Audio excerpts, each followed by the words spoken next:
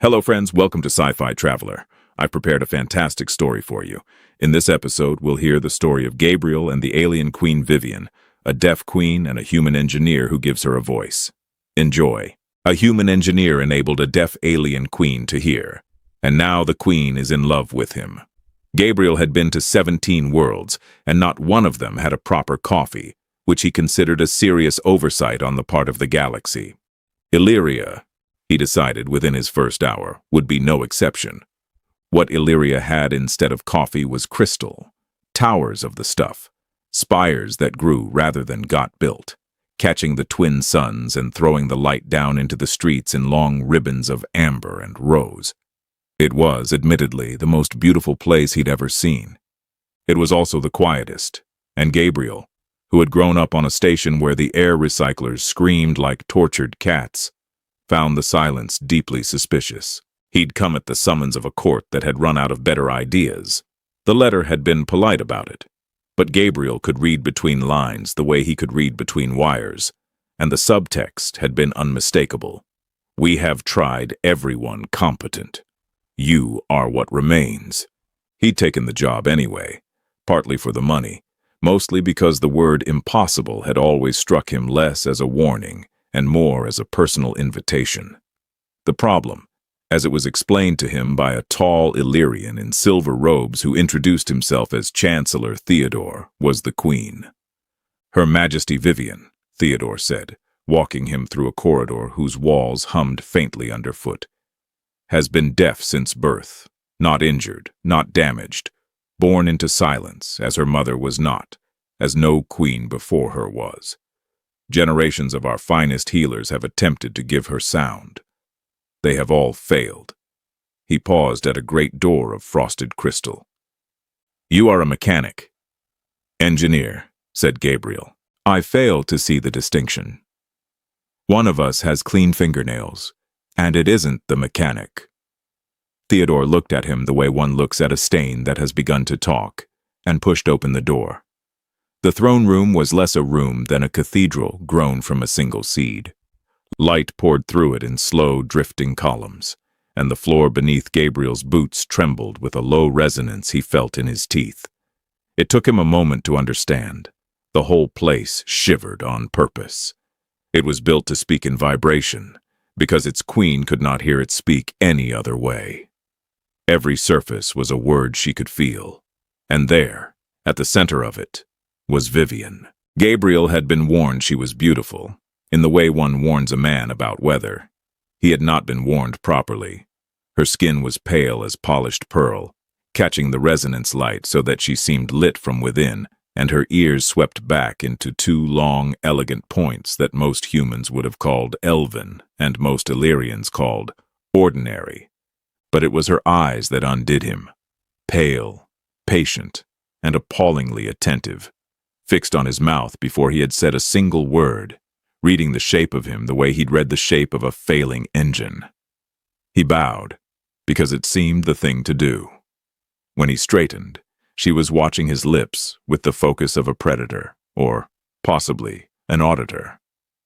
Your Majesty, he said, and slowed the words down, feeling faintly ridiculous. My name is Gabriel. Her expression did something complicated. Her hands moved, quick, fluid, a language of their own, and Theodore murmured a translation half a beat behind. Her Majesty asks why you are speaking to her as though she were a slow child, when she has been reading lips since before you could walk. Gabriel felt his ears go hot. Tell her. He stopped. I'll tell her. He spoke again, at his normal pace this time, trusting her. Because I've been on this planet 90 minutes and I've already insulted a chancellor, so I'm trying to lower the bar gradually. Something flickered across Vivian's face. It took him a moment to recognize it, because it was so unexpected in that solemn, luminous room. It was amusement. Her hands moved again, unhurried this time, and Theodore's translation arrived stiff with disapproval. She says, the bar is on the floor, engineer, as is your chancellor's opinion of you. Gabriel laughed before he could stop himself, and the sound of it cracked strangely against all that reverent silence. Vivian couldn't hear the laugh, But she saw it, saw his whole face open with it, and she went very still, watching, the way a person watches something they've been told about their entire life, but never once been shown. "I can build it," Gabriel said, quieter now, and this time he was not performing. He met those pale eyes directly. "I don't know how yet. Everyone who's tried before me was a healer, and healing's the wrong tool. You don't heal silence. You engineer around it." He glanced at the shivering walls, the singing floor, the whole cathedral built to translate a world into touch. "You've spent your life turning sound into something you can feel. I'm going to turn it back." Vivian's hands did not move for a long moment.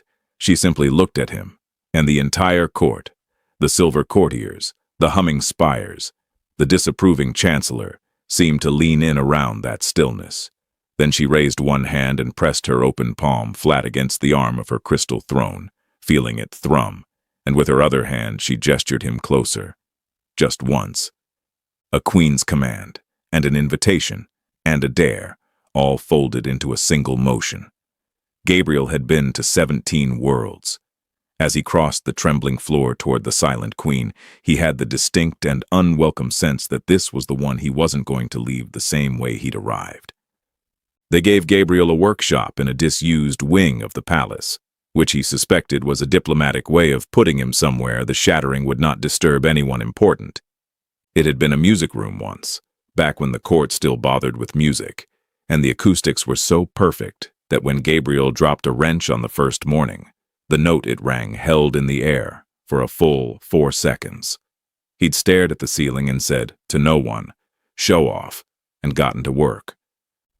The living crystal was the problem, and the living crystal was the solution, which was the sort of paradox Gabriel had learned to expect from anything worth doing. It grew in thin, breathing filaments the Illyrians harvested from the deep spires, and it conducted vibration the way a nerve conducted feeling. But it was alive, in some stubborn, low-grade way, and it had opinions. It grew toward warmth. It recoiled from certain frequencies with an almost personal offense. Twice in the first week, it simply shattered on his bench, mid-adjustment, for no reason he could diagram. And Gabriel came to the private and unscientific conclusion that the material could hold a grudge. "You and I," he told a fresh filament on the 9th day, seating it into its resonance cradle with the delicacy of a man diffusing a bomb that might also start crying, "are going to have a professional relationship. No feelings. You conduct, I calibrate. Nobody shatters. Deal?" The crystal shattered. "Unbelievable," said Gabriel. Vivian began visiting in the evenings, when the court's business was done and the twin suns had gone down and the spires cooled from amber to a deep bruised violet. She came without ceremony, which scandalized her attendants, and she never announced herself, because of course she couldn't. Gabriel simply learned to feel the change in the floor, the particular soft cadence of her weight in the doorway, before he turned and found her there.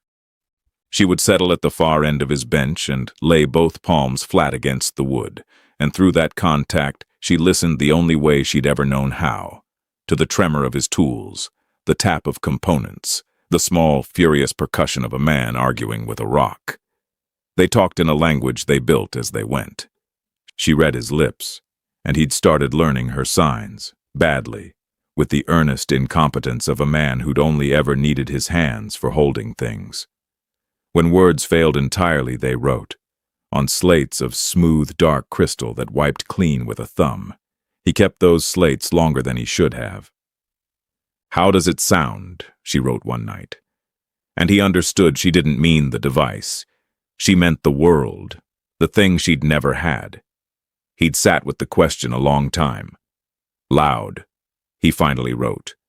"Mostly loud. You're not missing as much as they told you." And she'd laughed, soundless, but he was learning to see it now, the way her whole face tipped toward light, and written back, "Liar," and he'd conceded the point. He learned her in pieces over those evenings, that she'd governed a planet through a silence so complete that most of her ministers had never once considered it a limitation, because she'd simply never let it be one. She read a room the way he read a schematic, catching the tremor of a lie in someone's jaw. The shift of weight that meant a courtier was about to overreach. That she'd been lonely in a way that had nothing to do with company, surrounded always by people speaking a world she could only ever watch through glass. That she was funny, dry as old wine, and had been saving it up her whole life for someone quick enough to catch it. And she learned him. That he'd failed before, that there had been a colony, a life support system, a mistake that wasn't entirely his and had felt entirely his anyway, and that he'd been running from world to world ever since, chasing impossible jobs because impossible was the only kind that felt like it might make up the difference. He hadn't meant to tell her. He'd told her anyway, one late night with the crystal humming between them, and she hadn't offered comfort, which he was grateful for. She'd just written, "Then don't fail this one," and it had landed harder than any kindness. Theodore did not approve of the evenings. He said as much, in a corridor, in the careful voice of a man delivering a threat wrapped in concern. The court notices engineer, a queen who lingers, a human commoner she treats as, he'd stopped, chosen a smaller word. As a friend, it is unbecoming, and your device is late. Living crystal doesn't keep a calendar, Gabriel said. The court does. There are those who feel you have been given too much time, and too much of hers. There is talk of ending the experiment and sending you home. Gabriel looked past him, out a window, to where the spires burned violet in the dark. Then I'd better finish before they do, he said, and went back to his rock. That night he found it. Not the whole answer, but the shape of it. The way the filaments would have to be threaded not around Vivian's silence but through it, keyed to the one resonance in the room that never stopped, never lied, and never quite left him alone. He didn't sleep. When the suns came up, he had something that hummed in his palm like a caught heartbeat, and for the first time since he'd landed, he let himself believe it might actually work. They gathered in the throne room for it because Vivian insisted, and a queen's insistence was a load-bearing thing. Gabriel would have preferred the workshop, somewhere small, somewhere private, somewhere that wouldn't turn a possible failure into a public spectacle with a full audience of silver-robed skeptics. But she'd wanted the great cathedral of shivering crystal, the place built entirely to speak to her in the only language she'd ever had, and he understood why. If sound was going to reach her at last, she wanted it to reach her here, in the room that had spent her whole life doing its patient best to stand in for it.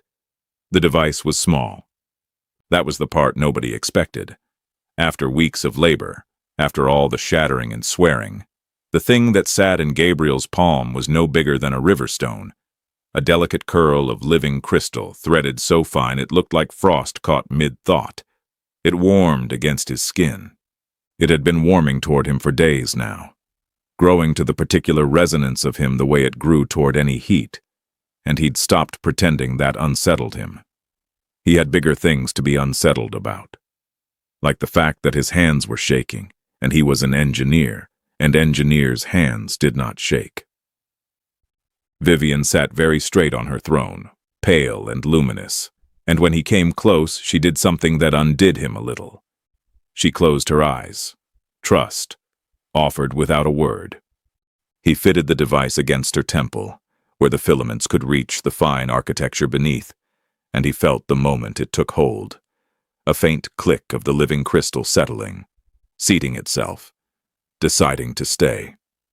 Then he stepped back, put his hand on the small resonance key at his belt, looked at her closed eyes and her still face, and the whole breathless court behind her. And he thought, please, to know God in particular, and turned it on. For a long, terrible second, nothing happened. Then Vivian's eyes flew open. He watched the world arrive in her all at once. He watched it hit her like weather. The first thing she heard was the hum, the low, endless, subsonic thrum of her own court. The sound the crystal spires had been making her entire life without her knowing. The voice of the place she ruled. Her lips parted. Her hand rose halfway to her temple and stopped, afraid to disturb it. And Gabriel, because he could not help himself, because it was the thing he'd promised her in that first ridiculous hour, said quietly, "Vivian." She turned toward the sound of her own name like a flower, turning toward a sun it hadn't known was there. Her pale eyes found his mouth, then his eyes, and filled with tears she had no words for, because she had never in her life had a word for this, for the specific sound of a voice she'd only ever read shaping itself around her name. Her chest hitched, and Gabriel realized with a lurch that he was hearing her breathe unevenly for the very first time too, that the exchange ran both ways, that she had a sound, and he was only now getting to know it. Someone in the court dropped something, a staff, a goblet, it didn't matter, and it rang against the crystal floor, bright and sudden, and Vivian flinched and then laughed, an astonished, cracked human laugh, because a bell had rung and she had felt it in her feathers before, but now she'd heard it. And the difference was the difference between reading about the ocean and being knocked over by a wave. Then she was laughing at the laughter itself, at the sound of her own delight, discovering it in real time, and half the court was weeping, and the other half had forgotten to disapprove. Outside, it began to rain. The Illyrian rain came soft against the spires, and the whole palace took up the sound and passed it inward, 1,000 small taps and runs of water down living crystal, and Vivian went utterly still to listen to it. She'd felt rain her whole life. She had never once heard it apologize its way down a window. Gabriel watched her hear rain and thought that if he did nothing else worth doing in his whole running life, this would have been enough. But he was an engineer, and engineers don't get to stay in the good moment for long, because they're the ones who read the diagnostics, and the resonance key at his belt was warm, warmer than it should have been. He glanced down. The device on her temple was drawing, steadily, hungrily, from the one resonance he'd keyed it to, his. It had grown to him. He'd known that. He'd designed it that way, because his was the one steady frequency in the room. What he hadn't fully reckoned with in his rush to make it work was what that meant. The crystal wasn't just tuned to him. It was tethered to him, leaning on his nearness the way it leaned toward heat, and already, faintly, he could feel it wanting him not to move too far. He looked up. Vivian had opened her eyes again, and she was watching him. Not his mouth now, not the tremor of the floor, but him, the whole of him, with the greedy new attention of someone who had just learned that his voice was her favorite sound in a world suddenly full of them. And behind her, he saw the courtiers exchange a glance. He saw them notice the way their silent queen leaned toward the human. He saw the exact moment they understood what he was only beginning to, that in giving her sound, he had handed her something far more dangerous to want. The trouble with miracles, Gabriel reflected, was the paperwork. Not literal paperwork. The Illyrians conducted their bureaucracy in vibration and cut crystal, which was somehow worse. But the aftermath, the settling of accounts, the slow institutional realization that something had changed and nobody had voted on it. For 3 days the court basked. The queen could hear. The impossible had been done, and by a human with dirty fingernails, and for those 3 days even Theodore had unbent enough to nod at Gabriel in a corridor without looking like he'd swallowed a wasp. Then the 4th day came, and with it, the reckoning. It arrived in the shape of a prince.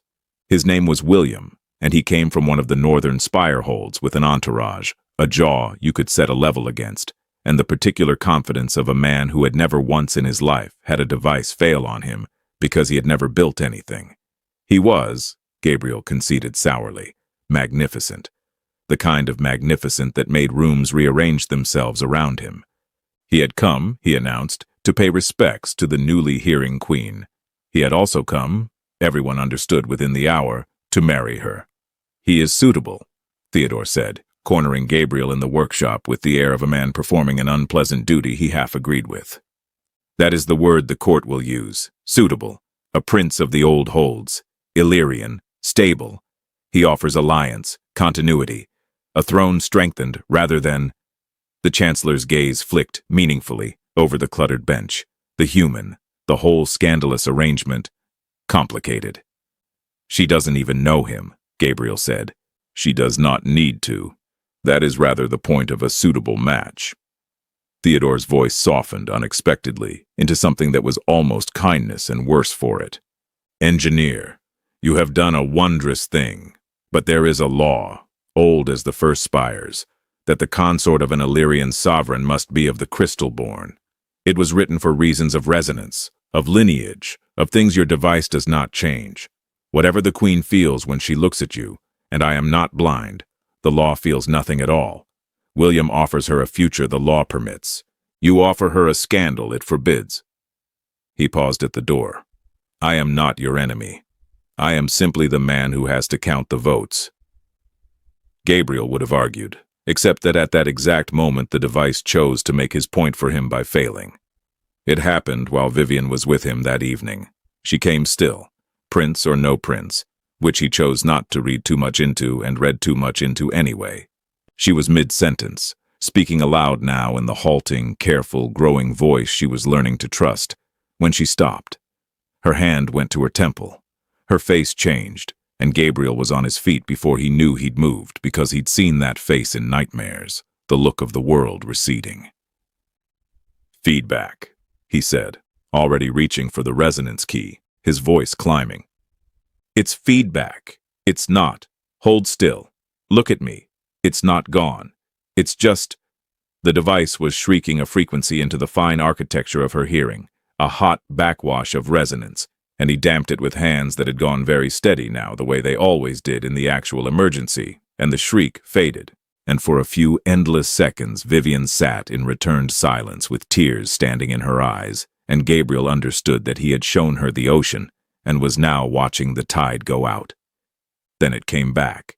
The hum, the world, the sound of her own ragged breathing. She gasped and gripped his wrist and did not let go. He read the diagnostics that night with a cold stone where his stomach should have been. The device was unstable, not failing outright, but drifting, the living crystal straining against its own design.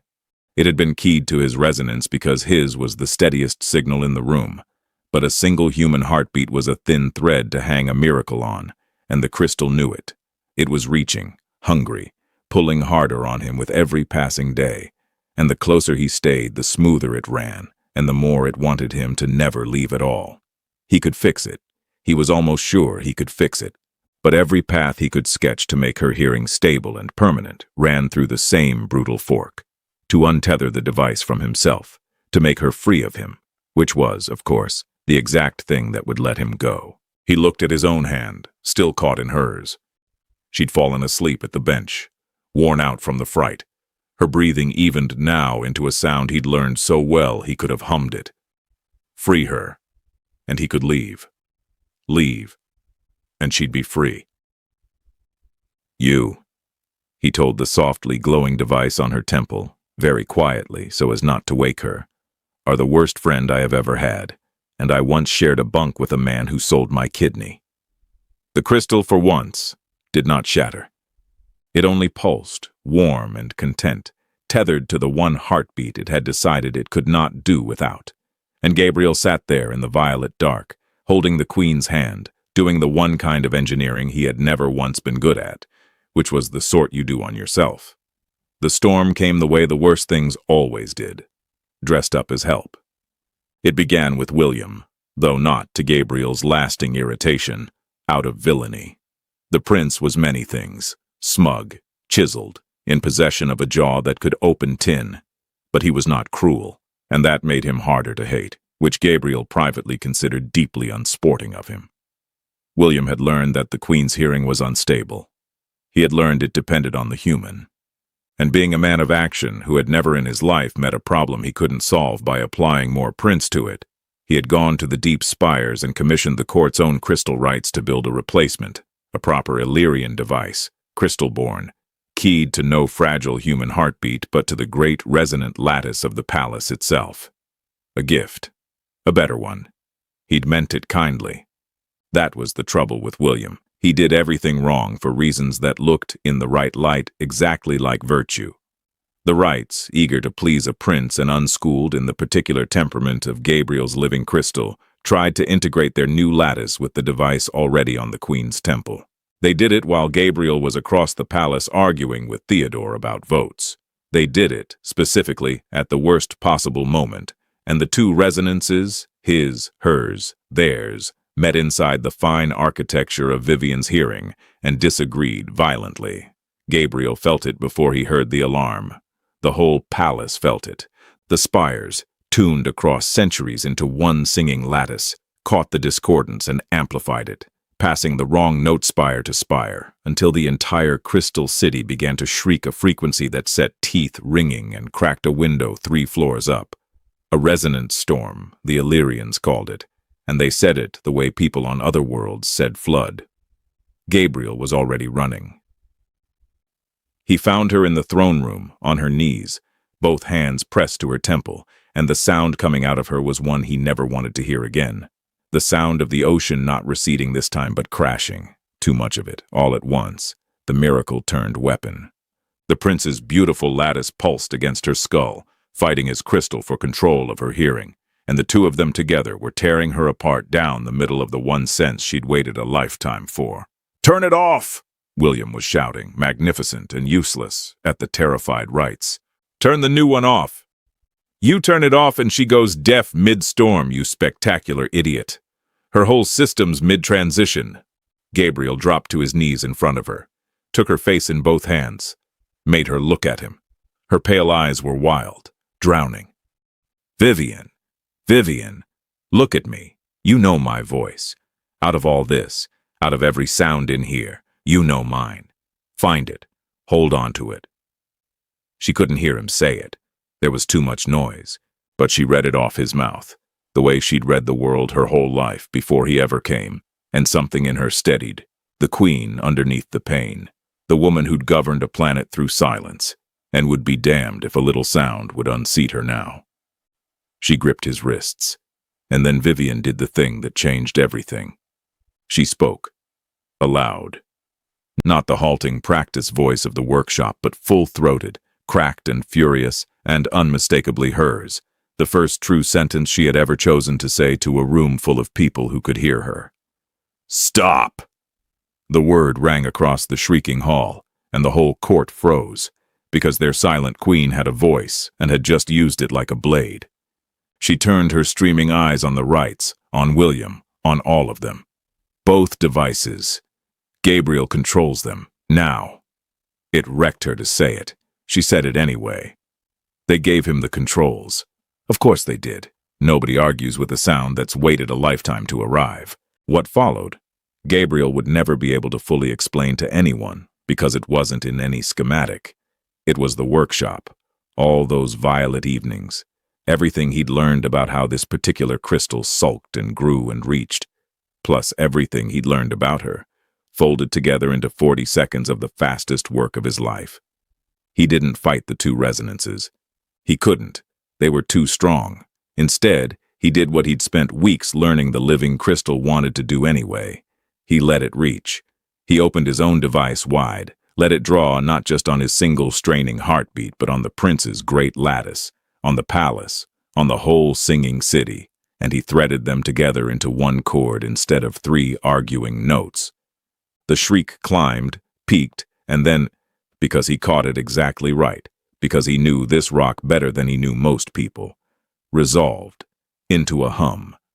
A single vast, steadying hum, the voice of the entire crystal court, holding her hearing up on 10,000 shoulders instead of one. The storm broke. The spires went quiet. Vivian knelt in the sudden hush, breathing, hearing herself breathe, hearing the rain start up again outside as if nothing had happened. And she began, softly and then not softly, to laugh, the cracked, astonished laugh he'd fallen for in the very first hour. She had her voice. She had her hearing. And Gabriel, kneeling there wrung out and grinning like a fool, understood that he had just, with his own 2 hands, made himself completely unnecessary. The fix held. Gabriel spent the next 3 days making sure of it. Because a thing that works once during a crisis and a thing that works every ordinary morning for the rest of a life are 2 very different animals, and he'd built enough of both to know the difference. He rethreaded the device from the ground up, gently, unhurried for the first time since he'd landed, and when he was done, It drew from the whole singing lattice of the palace, from the spires, from the resonant city, from 10,000 shoulders instead of one straining heartbeat. Vivian's hearing was hers now. Permanently. Independently. Rooted in her own world rather than borrowed against a running man's pulse. He tested it every way he knew, and it did not drift, and it did not shriek, and it did not, pointedly, need him at all, which meant he could leave, which was, he kept reminding himself, the entire point. The court sorted itself out with the peculiar speed of institutions that have watched their queen use her voice like a blade and would prefer not to see it again. Theodore came to him first, stiff and formal and holding of all things, an apology. The law, the chancellor said, concerning the crystal-born consort, it was written for reasons of resonance. He cleared his throat. You have demonstrated, engineer, that resonance is a matter of what a thing is tuned to, not what it is born as. The precedent is difficult to argue with. I have advised the court that the law requires amendment. He paused. I still think you are a mechanic. Engineer, said Gabriel. I know, said Theodore, and almost smiled. And it was the closest thing to friendship the man had left in him, and Gabriel took it. William took it better than anyone expected, which Gabriel found so annoying he nearly liked him for it. The prince sought him out in the workshop, filling the doorway with all that magnificent jaw, and stood a moment surveying the ruin of tools and crystal shards. I built her a better device, he said at last, and it nearly killed her. You built her a worse one, and it gave her the world. He shook his head. I have spent my life being suitable. It is a very useless thing to be, in the end. He offered his hand, a human gesture, learned for the occasion, and clumsy, and generous. The alliance stands regardless. My hold to her throne, no marriage required. I find I would rather be her friend than her mistake. He glanced at Gabriel. You should tell her before you do something suitable yourself, like leaving. Gabriel did not leave. He also did not tell her, not right away, because he was an engineer, and engineers approach the important things obliquely, through diagnostics. He found her that evening in the throne room. She'd taken to sitting there in the quiet after the suns went down, just listening, making up for a lifetime, and she'd told him once that rain was still her favorite, and she suspected it always would be. He came and sat on the steps of her throne, uninvited, the way he'd been sitting places uninvited since the first hour. It's done, he said. Properly done. It runs off the whole city now. It doesn't need me anymore. He made himself say the rest, because he owed her the truth of it. You don't need me to stay. The device is free of me, which means I'm free to go. Vivian was quiet a long moment. When she spoke, her voice had grown surer over the weeks, but she chose her words the way she'd once chosen her signs, carefully, each one costing something, each one meant. I have heard a great many sounds now, she said. The bell, the rain, laughter. I had no idea laughter was so loud. My own name. She turned those pale, appalling attentive eyes on him. And out of all of them, the one I keep coming back to, the one I close my eyes to hear, is a voice arguing with a rock in the next room. You made it so I do not need that voice to hear. She reached out and very deliberately took his hand. You did not make it so I do not want it. Gabriel, who had crossed 17 worlds and never found a proper coffee or a reason to stop, looked at the silent queen who was not silent anymore, at the woman who had heard the entire world and picked him out of it on purpose and understood that the running was over. Not because anything held him, but because for the first time nothing did, and he was staying anyway. You know, he said. The reason none of the healers could fix you is they thought silence was the problem. It wasn't. You were never broken. You were just waiting for the right conversation. He turned her hand over in his. I'd like to be it, for roughly the rest of my life. Give or take. She heard every word. She heard his voice shape the offer, heard the nervous crack in the middle of it, heard the thing under the words that no device could have carried to her, and that she'd have caught anyway, because she'd been reading him since before he could sign his own name. and Vivian, Queen of Illyria, who had lived her whole life in stillness and now held all the sound in the world in her hands, closed her eyes just to hear him breathe beside her, and laughed, that cracked, astonished human laugh and said, yes, out loud, in the voice he had given her and that she had, entirely, and forever, decided to keep for him. Outside, it began to rain. We spend so much of our lives certain we know what's broken in us. We name our silences.